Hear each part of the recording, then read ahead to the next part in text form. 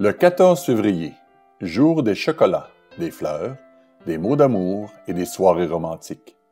Certes, il est important que la personne qui occupe une place spéciale dans votre vie sache à quel point vous l'appréciez.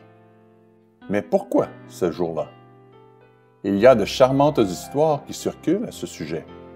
Mais quelles sont les véritables origines de la Saint-Valentin?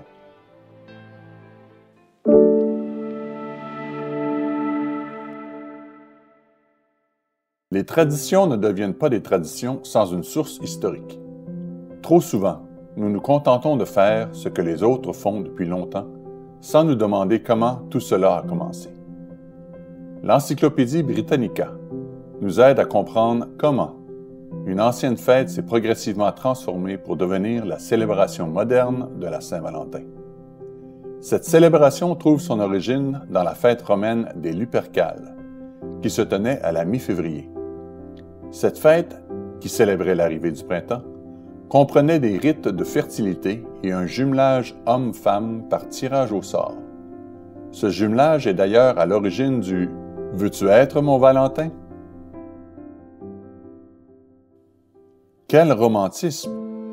Tirer un nom d'un chapeau en vue d'une relation intime temporaire.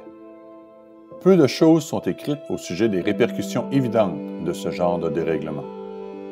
On ne peut que se demander combien de vies de jeunes femmes et de jeunes hommes ont été radicalement modifiées uniquement en fonction du nom tiré au sort. Comme si cela ne suffisait pas, voici d'autres détails au sujet des Lupercales. Le site history.com rapporte: dans la Rome antique, les réjouissances commençaient après le sacrifice rituel. Lorsque cette cérémonie était terminée, les Luperques, un groupe de prêtres romains, prélevaient des bandes de peau de chèvre, appelées lanières ou februas, sur les chèvres récemment sacrifiées. Ils couraient ensuite nus, ou presque nus, dans les rues du Palatin, un quartier de Rome, fouettant avec ces lanières toutes les femmes à portée de main.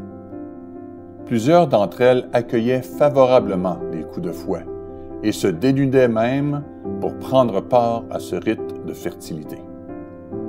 Tout à coup, être invité pour la traditionnelle Saint-Valentin ne semble plus si attrayant. Comme beaucoup d'autres fêtes païennes, les Lupercales ont dû être christianisées pour survivre. Au 5e siècle, le pontife Gélase Ier brouilla les cartes en combinant la Saint-Valentin aux Lupercales afin d'en extirper les rituels païens. La fête devint alors un prétexte pour s'enivrer, mais les chrétiens avaient remis leurs vêtements. Ce n'est vraiment pas un jour qui glorifie l'amour. Il n'honore pas les femmes et ne favorise pas des relations saines. Avec le désir actuel de la société d'éradiquer tout ce qui a un passé qui ne correspond pas aux idéaux modernes, nous devons nous poser la question: pourquoi la Saint-Valentin n'a-t-elle pas été annulée?